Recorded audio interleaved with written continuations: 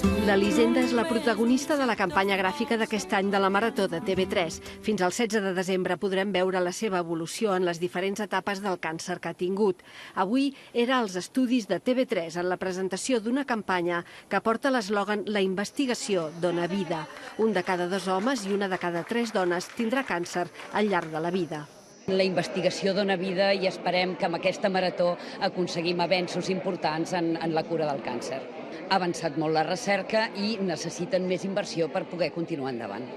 La marató i la recerca en general, tinc el convenciment absolut de que a mi m'ha salvat la vida.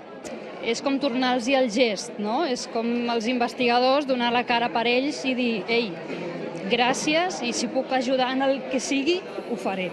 Parlar ara de tractament del càncer és parlar d'avenços com la immunoteràpia personalitzada o que es detectin els tumors amb una anàlisi de sang, a més de llarga supervivència amb qualitat de vida.